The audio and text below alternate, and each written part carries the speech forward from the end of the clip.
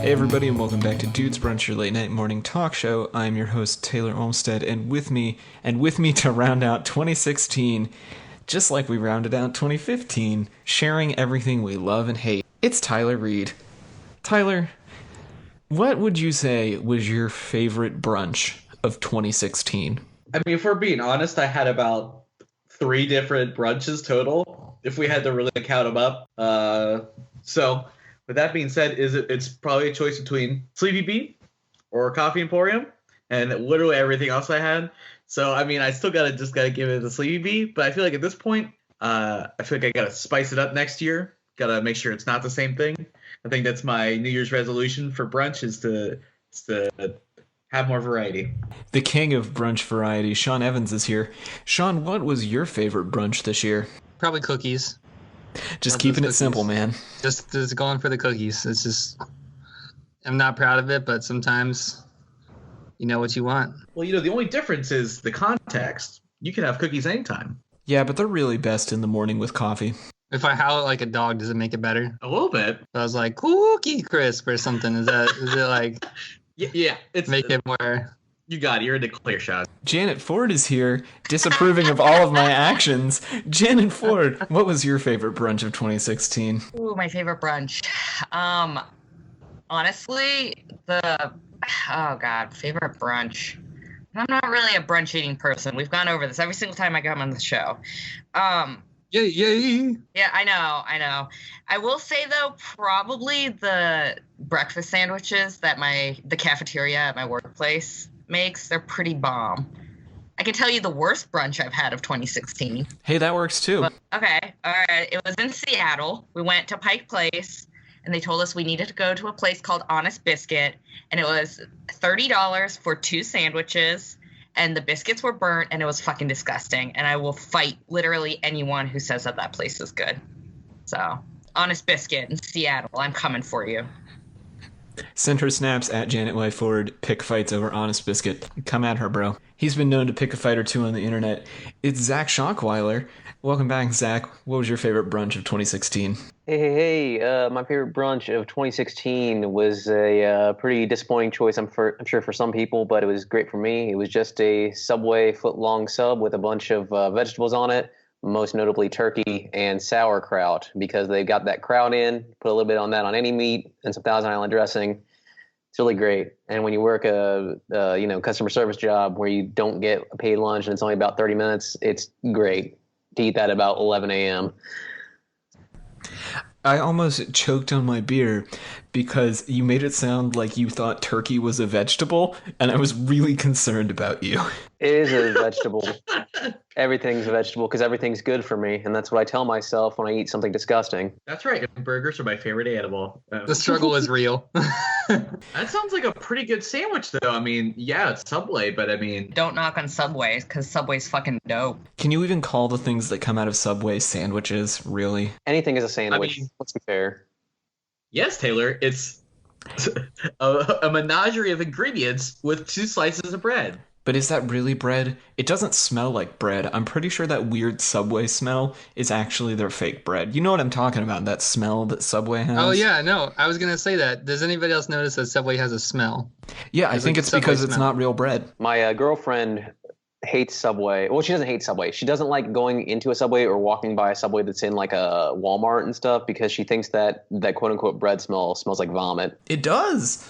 Pretty much. I think it smells delicious, so I'm going to keep enjoying my Subway. Yeah, vomit can't stop me from enjoying food. Yeah. Trust me. I've seen vomit live in person while eating food. It doesn't stop me. True trooper.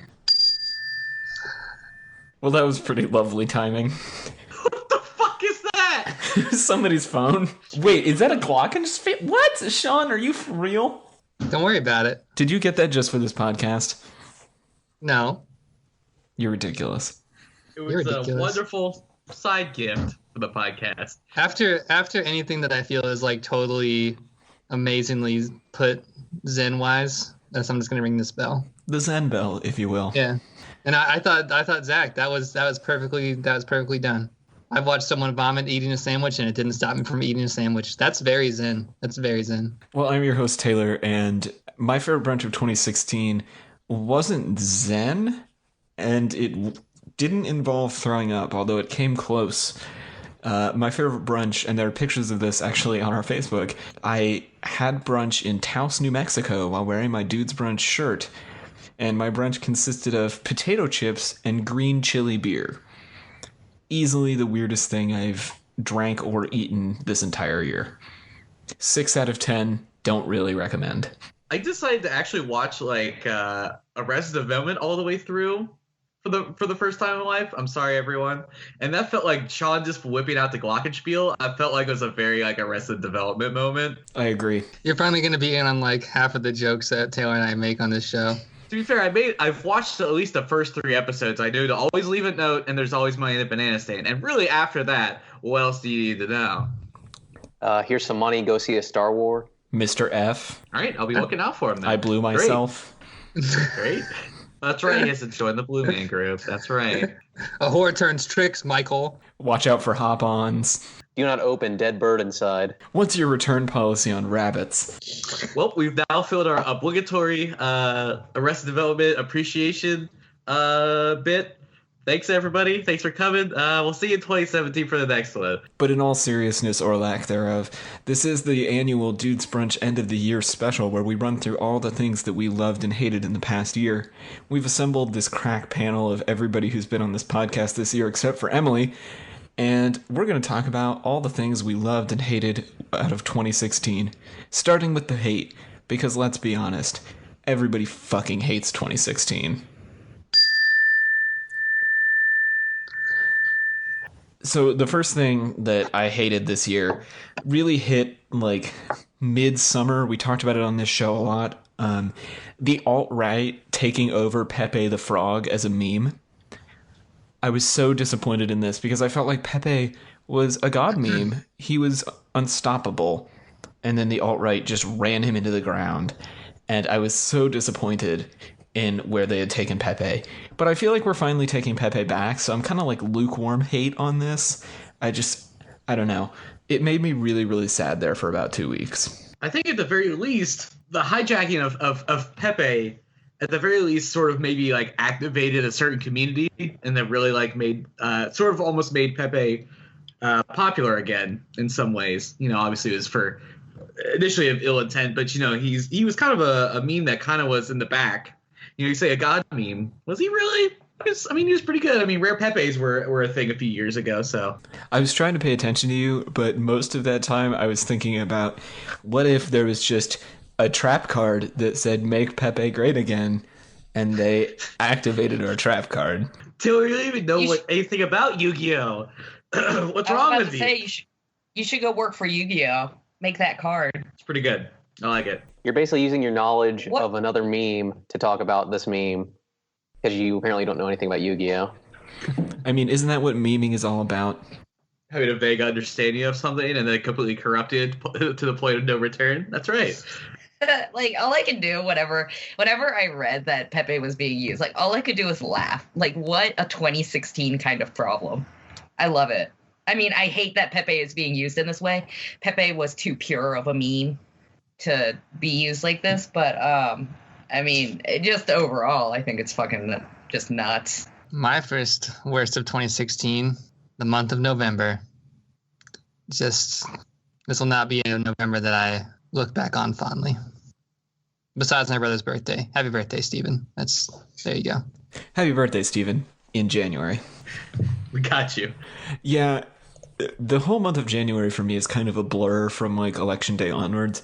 It's a lot of just well, this was wrong about the election. Well, this was wrong about the election. Well, we won by this. Well, we won by this. And just, I ended up spending most of that month offline and really only getting online to do this podcast and at work.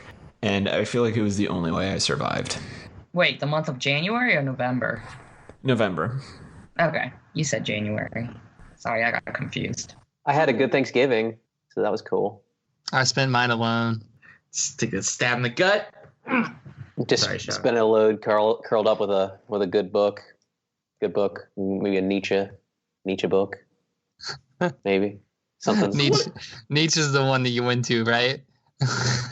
Yeah. That seems maybe appropriate. So aside from the election, the obvious major downturn of 2016, What else was bad about November specifically? I don't quite.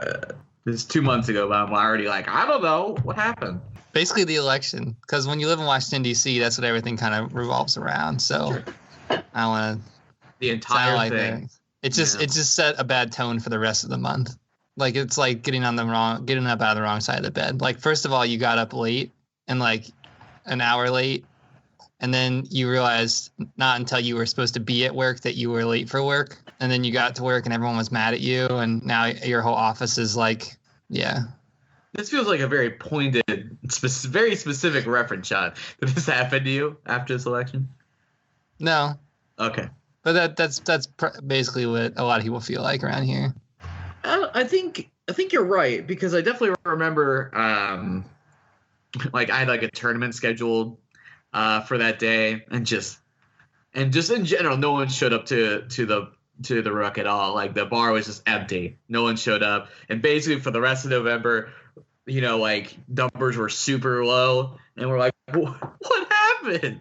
It was also one of the first times I ever really like experienced like a large group of people, or like hearing about a large group of people like very like violently upset about election results. Like obviously people are like sometimes upset about stuff, like I mean, I don't know, I was probably like 13, the last time it was probably like Bush or something like that, and I don't remember anything that particularly happened around that time, like anyone that was particularly upset. Obama, nothing really happened, no real big deal, but people were like, we're just not going to go to school this week. It seemed like there was like a lot of like emotional support from the schools, from what I heard. Cool. Well, if we're going down exactly like one by one, I mean, I forgot. I wrote on my thing, copy and paste what Sean said.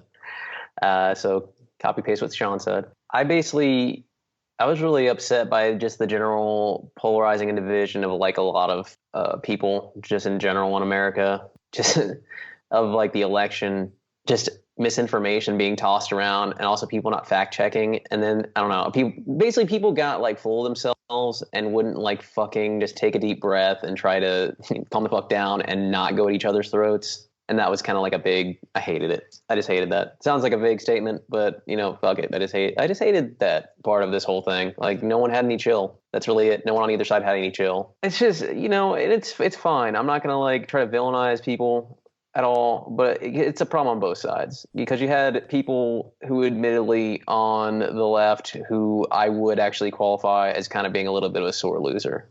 Not everyone, like some of the hardcore like alt-right would say of what was it, just like the general saying like, oh, you're sore losers, because then there was people who were just like, oh, why don't you go cry about it, like assholes like that. Like fuck those people. Basically anyone who's on an extreme of either side, I was really disappointed in. I believe the word you'll go for is cucks, Zach. That's the word that you're. Well, Yes, in internet parlance, I believe that is the word. I'm not going to villainize anybody on either side. I'm just disappointed. I'm everyone's dad right now, and I'm just disappointed by your actions overall. So See, that's funny because jumping ahead to Janet, she said this election and how it's given a voice to all the racist uncles in the world. And so I guess if you're America's dad, maybe this election was won by America's racist uncle. Janet, can you speak to that? I mean, I totally agree with what you're saying, Zach. And the thing is, I think most Americans, no matter who they voted for, are really in that, are in like the neutral, like you didn't really like either candidate, or either way you're not like overly happy with it, but I really think that the extreme, unfortunately, has the loudest voice, much like your racist uncle at holiday dinner. And they won't shut up, much like racist uncle, and you can't get them to stop. So, yeah, that was, it's funny that you brought that up, because that was kind of my thinking, because thankfully I don't have any racist uncles / any family living in the United States where I would have to meet the racist uncle. But yeah, I especially like, being a filthy foreigner, you're kind of lucky in that regard. Yeah. Right. Well, I'll be lucky up until the day when Trump decides that all immigrants are no longer allowed in the country, and I'll probably be shot on shot on sight. So I'm lucky until then, and I will remember all of you fondly from heck. I really feel like this election, it's been really weird to watch because going back to what Tyler said, I mean, the last big upset of an election, there wasn't social media the way it's being used now. There wasn't, not everyone had Facebook, not everyone, this is going to sound bad because of course I believe everyone should have the right to express themselves and be able to, but you had a lot of people not being able to post their stupid shit online. So I don't know, it was weird to watch. It was a really weird election to watch. And I firmly stand by my belief that Twitter should be not age restricted, but just cool factor restricted. Like, if you can't hang, you can't be on Twitter. If you don't know the difference between Dat Boy and Pepe, you're not allowed on Twitter. Yeah. Who's that asshole today I saw who tweeted at the Auschwitz Museum and said that we can agree to have our differences or something? Like, that guy can't hang. I saw that tweet. Yeah, that's not okay. We'll link to it in the show notes. I saw that. That was awful. I saw it literally about 10 minutes before I got on here. I saw that and I was like, what the fuck?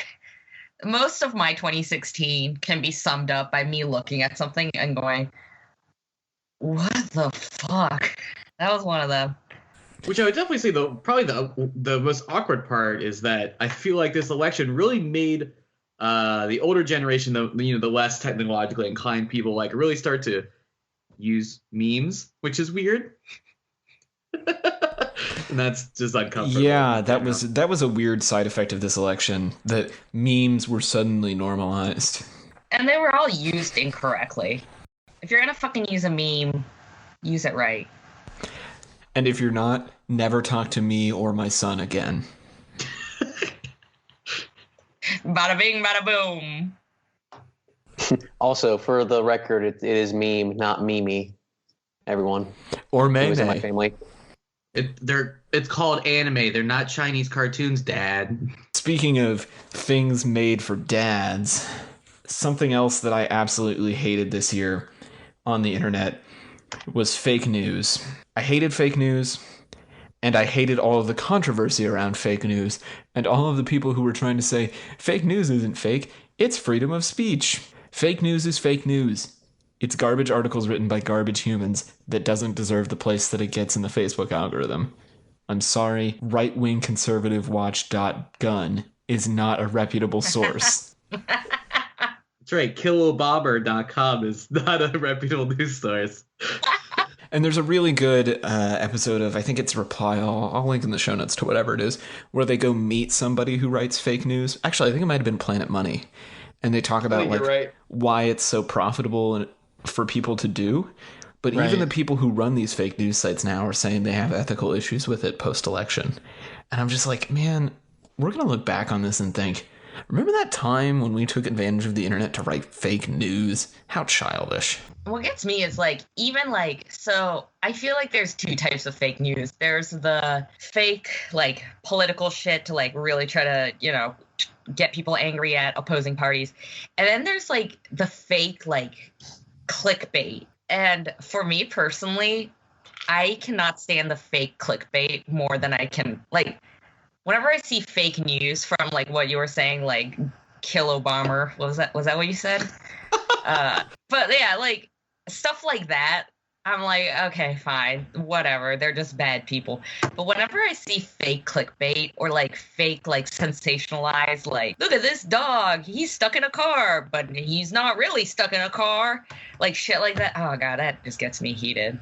Does it really grind your gears, Janet? It really grinds my gears. It's just why do we have to do that? And for me, I just think it's part of this whole social media thing. We have to feel not necessarily the real, not the real fake news, but the more serious fake news. But I feel most of it's people just want the likes and the attention, and they want, I mean, obviously when it comes to the election, that's kind of a whole different thing because they're not doing it for those reasons. But I don't know. It's just, why do we do this? weird, and all the racist uncles are just being baited by it. Like, it's just frustrating for all parties. Mm-hmm. Thanks, Tyler. Thank you for your lukewarm. Made me. Mm-hmm. I believe you. It's hurtful. Thank you, Sean. Sean, what else ground your gears this year? Oh man, David Bowie's death. It's just sad. I really feel like I don't have to contemplate on this because we spent like 2 hours talking about it. But like every time I hear Black Star, I come on TV or something, it just makes me. Or at work, we still play the fashion, and it just, man, if you have a good sale and you gotta hear David Bowie right after that, it just doesn't do it. It just kind of takes the edge off. This was a bad year with celebrity deaths. You know, it was, and I feel like a lot of people are going to say that they hated the reaction to celebrity deaths this year, but I don't hate like this widespread reaction to celebrity deaths at all, because I think it's like a perfectly healthy way to deal with this. Yeah. And David Bowie was kind of like the first really big one in a long time. I feel more strongly about David Bowie than I have about a lot of people. And I'm kind of with Sean, like, of all the people who've died this year, David Bowie and now Carrie Fisher are the two that, like, I'm going to really feel that for a while. Yeah, you're like, oh, George Michael. Nah, we got the last one. It's the last one. The last one of the year, guys. There's only like 5 days left. We got them. We got them all. Nope. Got one more for you. I felt really bad because in my original draft of the notes, I wrote, fuck you, 2016. I won't let you take Carrie Fisher. And then she died. I was like, fuck. God damn it. Internet. This is what happens when you assume. So I'm sorry, Carrie Fisher. I felt like genuinely really bad after that. Star Wars. We know, Sean. You don't like Star Wars. Jesus. Damn it, Sean. David Bowie was a star man. Why don't you like the Star Wars? It's not the same thing. They're both from the stars. Not even. No, I was telling Sarah that I think this year's been really weird because there's been like a lot of deaths, like celebrity deaths, and some of them I felt really disheartened about, and other ones I felt kind of like not happy, definitely not happy, but not exactly like indifferent.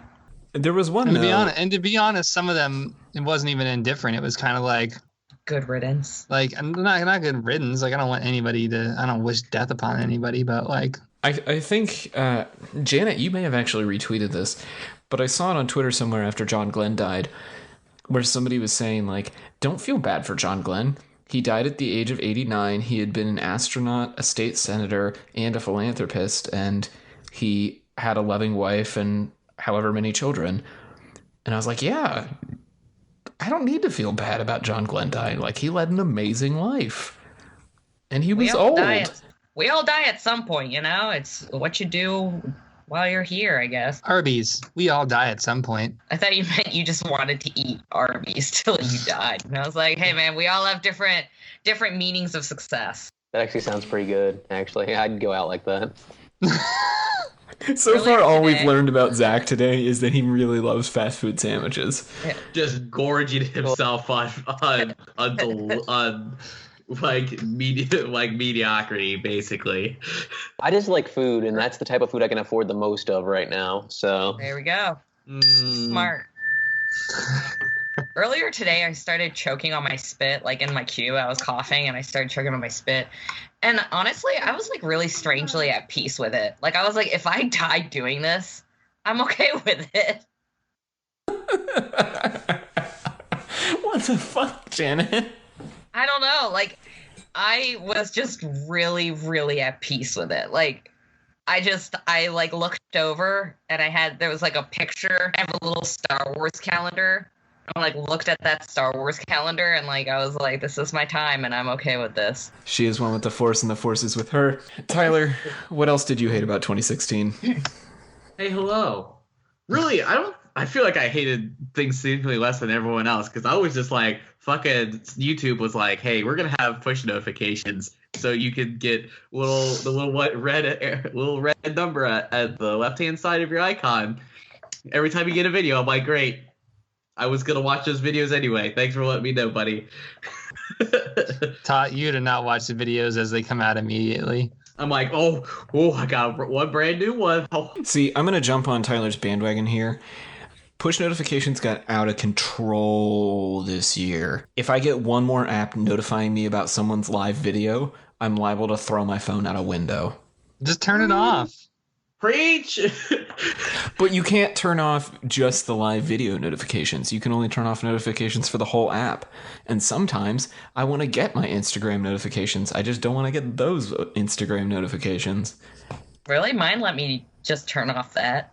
Oh, for real? I may have to look into that. Okay. I also have an Android, so. Apparently those are different. Maybe. But maybe more as an aside, also everyone's like really, really just wants you to live stream everything right now. Like, they're like, hey, Twitch is really popular. Facebook, Instagram, Snapchat, probably Tumblr. I don't actually know. I would not be surprised if Tumblr didn't have live streaming. They don't. Harris Croat? Not yet. Well, and the worst part is that we used to do this show live, and then we stopped right before the year of live streaming. It was for the best. Yeah. I'm going to start live streaming just like really mundane things in my life. Like, here I am taking a shit. Here I am. I mean, you could doing literally anything else. So Has someone already done that? Kim from Matt and Kim does this thing called crap chats, where every time she goes to take a shit, she answers fan questions on video. She beat me to it. I feel like Kim is your spirit animal. Thank you, I think. I To don't be know fair, who she that probably is. also has more notoriety than you, so I don't know how First of all, how dare you? Oh, man. Wow. I'm like I just- really famous on Tumblr where I'm anonymous. Are you? Oh, that's right. You're Crispy. You're the real Crispy on Twitter. No, I've I'm seen your not. secret profile. I'm crispy on Twitter. Let's move on before Janet reveals all her secrets. Zach, what else did you hate this year? So, guys, I guess we're getting to. I think this ends up rolling into all the media stuff, but worst media thing of this year, in my opinion, was Batman vs Superman. Something that shouldn't have sucked as bad as it did, but it did. In fairness, Zack Snyder, he can make a pretty fucking movie. It looks pretty, looks real pretty. Ben Affleck, great Batman in terms of acting. Terrible Batman because he murders the fuck out of everybody. Last I checked, Batman does not murder out of habit. That's why I liked him as a kid. That's why I liked him as an adult. Also, this movie is just a bunch of hot garbage mess with botched storytelling. Most characters aren't even like recognizable to themselves. Most notably Lex Luthor, who acts more like the Riddler. Also, there's this really dumb, like way too pushy Christian overtones about trying to say that Superman is like Jesus when it's just like he's clearly killing people the entire movie. And also in his last movie, they try to make us forget he caused a lot of unnecessary deaths and collateral damage, all this other shit. And it's just a mess. It's a fucking mess where DC and not DC, Warner Brothers was like, oh my God, Marvel did the right thing by taking their time. Let's not do that and play catch up in one fucking movie. By the way, here's the Flash, Aquaman, and Cyborg and Wonder Woman all in a fucking like quick cut. And then the messiest like big bad guy of Doomsday at the end. It's just a mess. I'm trying to keep it as cut down as possible so Taylor doesn't have to edit the fuck out of this. Point is, it's bullshit. And Most of those characters that you said are going to have their own movies this year.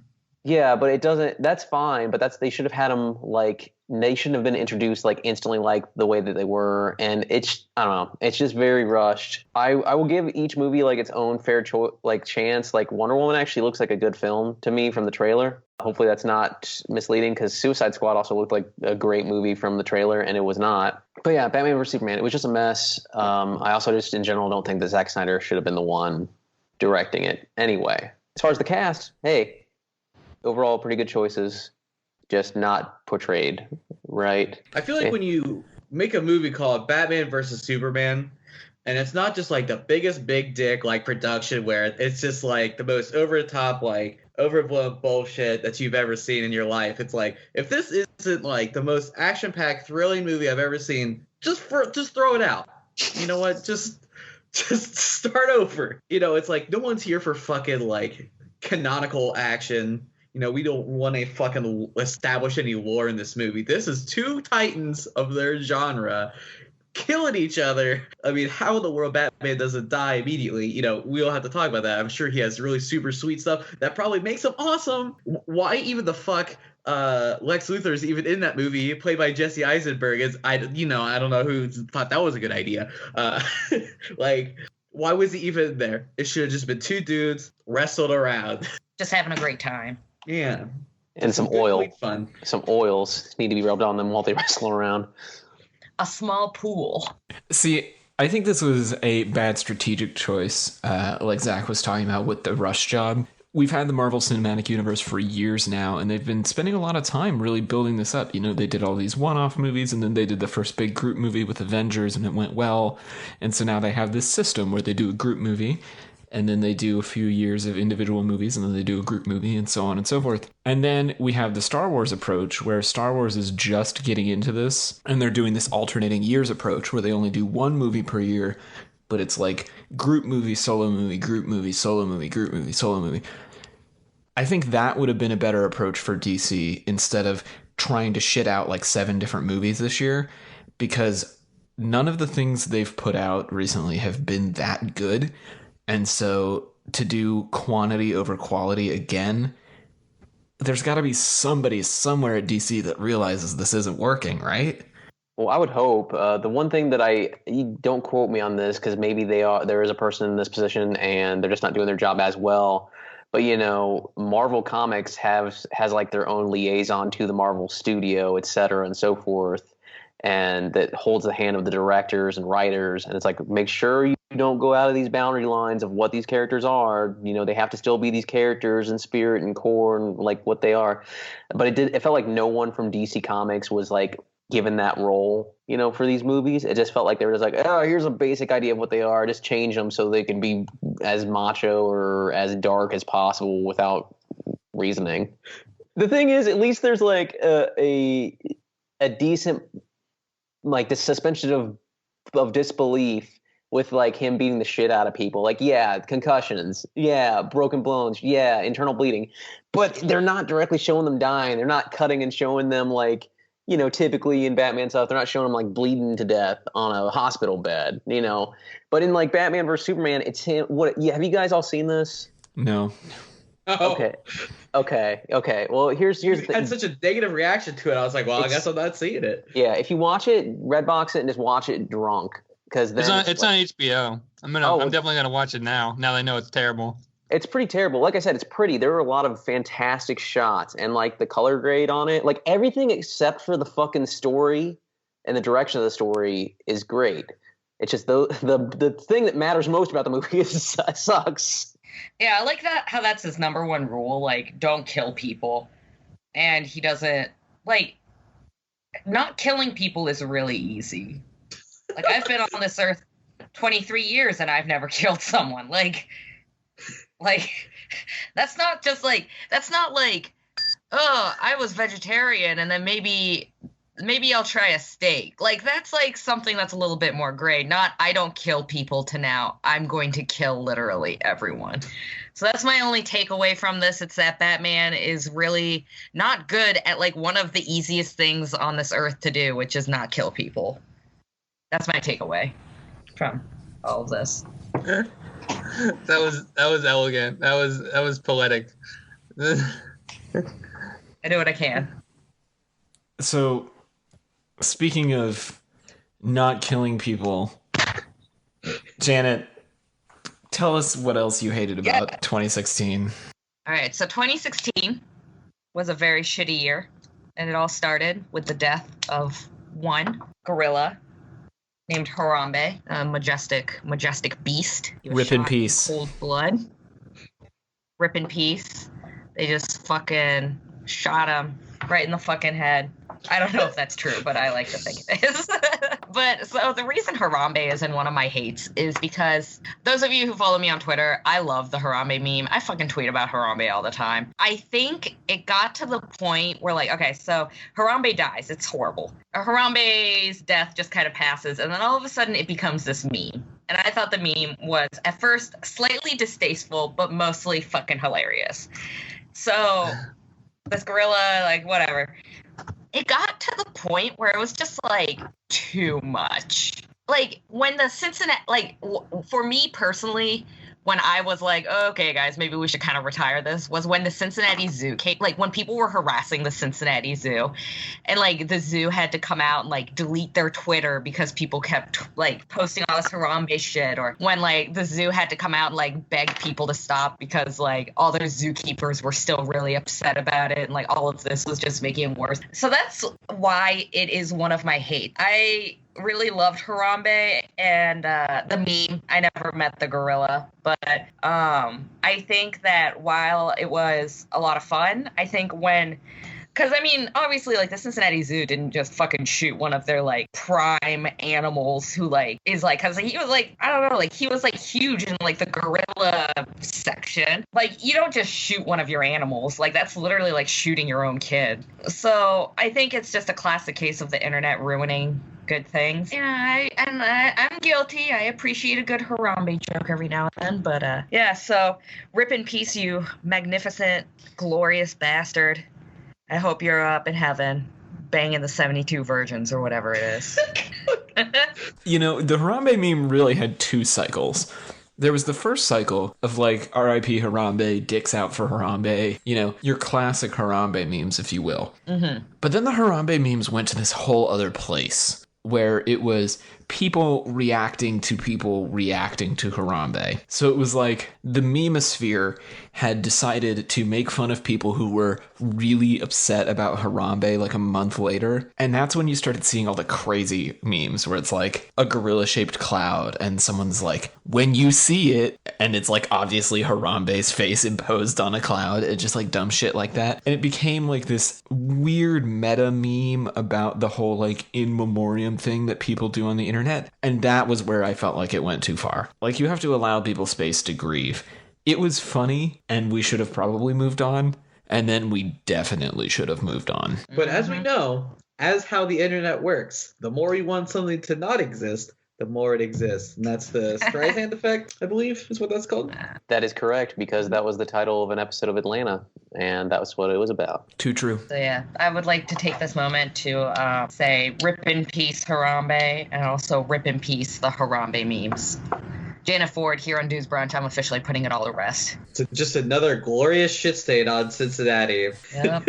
Just what we needed. My mom didn't understand any of that. She was like, did you hear about this gorilla? And I was like, yeah, Mom, it happened in Cincinnati. She was like horrified. She was like, in Cincinnati? I was like, yeah, Mom, they just fucking shot this gorilla. She didn't think it was funny. I was laughing, but she didn't. Well, something else that I would like to put to rest this year, just completely, is this whole idea that Panic at the Disco has somehow become a good band. Fuck this shit. Fuck Panic at the Disco being nominated for a Grammy. Fuck Death of a Bachelor, the album. Fuck Brendan Urie still calling it Panic at the Disco. You're the only one in that band, man. When everyone else leaves, it's not a band anymore. It's just you. Fuck, man. Give it up. Yeah, Billy Corgan.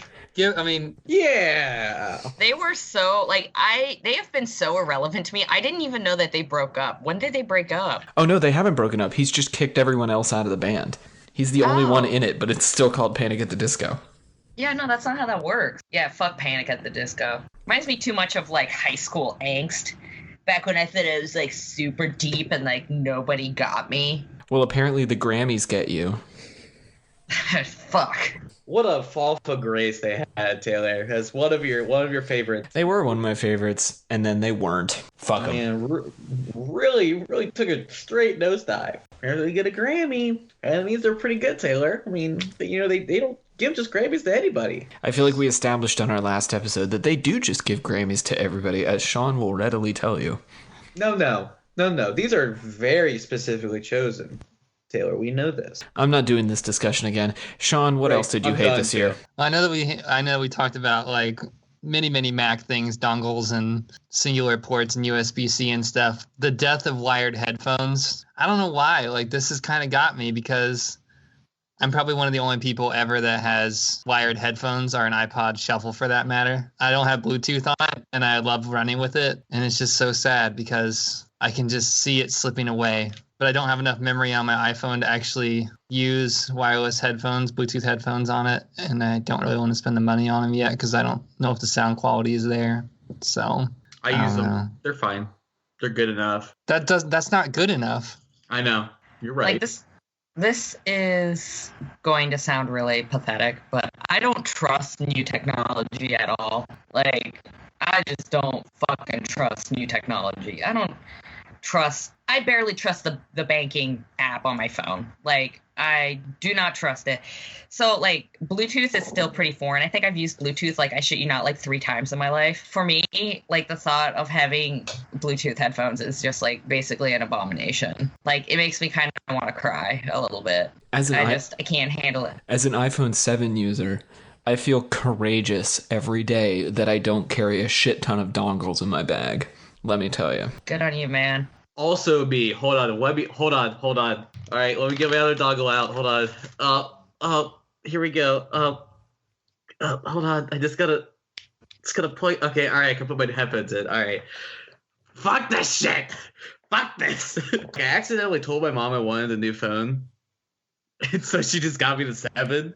I was like trying to like buy her a gift, and she like called me up and she's like, "Hey, you cracked your phone. Do you like want like a new one?" I'm like, "I guess." I didn't realize it was just like gonna be like a Christmas present, so I fucking like wasted it all. I get this abomination in my Christmas stocking. I'm like, fuck. I screamed about this stupid piece of shit for like hours for like 2 months. I've recorded footage of me hating how stupid it is, and here I have it. It was an accident. Hate this.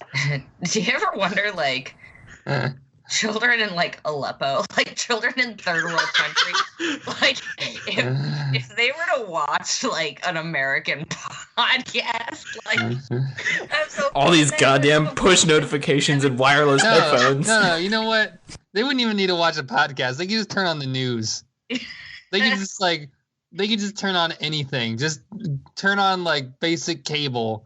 Yeah. Any network channel, and they'd be like, Obama. Oh my god. So one of my hates for the year was, so I feel like in the medical community, I don't know if this has just been because I am a crazy not super far leaning left person, but libtard. Yeah, ever since I embraced my your inner libtard. My inner libtard. So the big hike in the EpiPen prices was a huge hate for me. And I feel like recently, I mean, not even recently, throughout the history of time, I feel like there's been a huge, just random surges in medicine and treatments, and nobody ever does anything about it.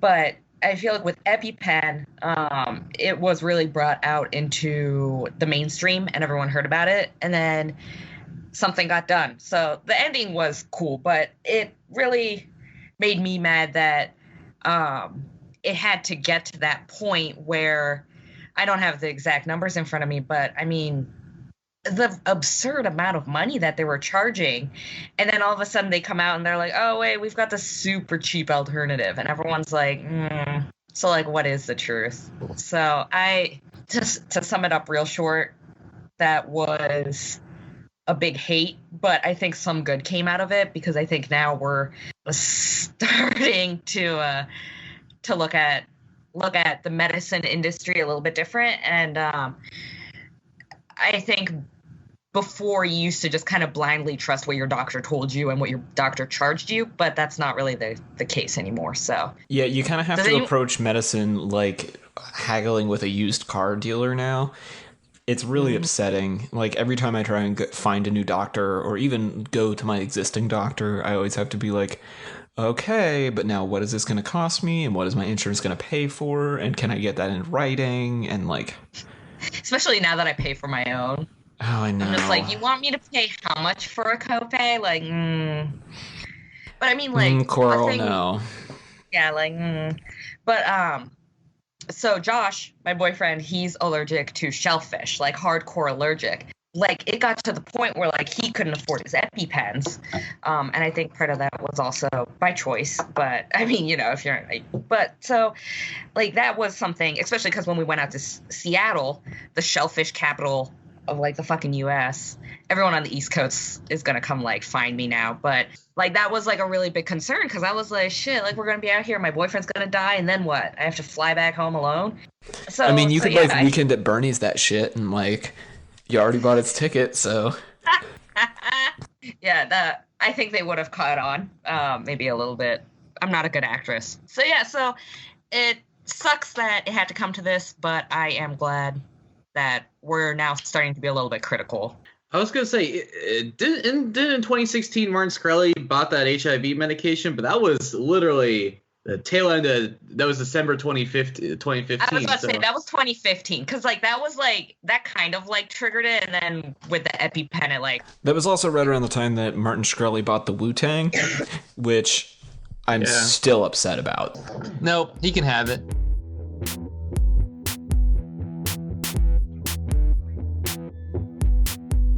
So that's everything we hated in 2016.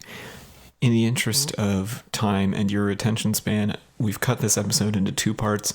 The first part is coming out today, New Year's Eve 2017, and then all the things that we loved from 2016 will be out New Year's Day, so tomorrow if you're listening to this on release day. Thanks so much for listening, and we'll see you in 24 hours with just a little bit more brunch for your 2016.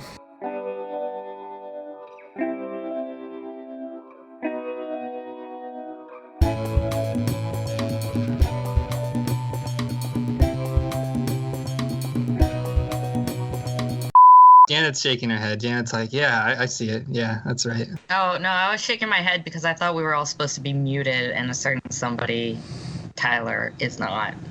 You can unmute to interject. Okay, all right, fair. Well, it's kind of difficult on my fingers, though, you know? Like, I gotta hit the mute and the unmute. That's why I'm using the trackpad. It's easier. I'm sorry. I'm kidding, but your photo face, I can't read your actual physical emotions. So it just looks like you're really disappointed in me. Really, my Taylor's very chipper. He seems like... Well, he's very chipper, but like when he says it in the disappointed voice, he kind of looks like... He's like, I'm just smiling because I can't hit you. It's kind of the vibe I'm getting.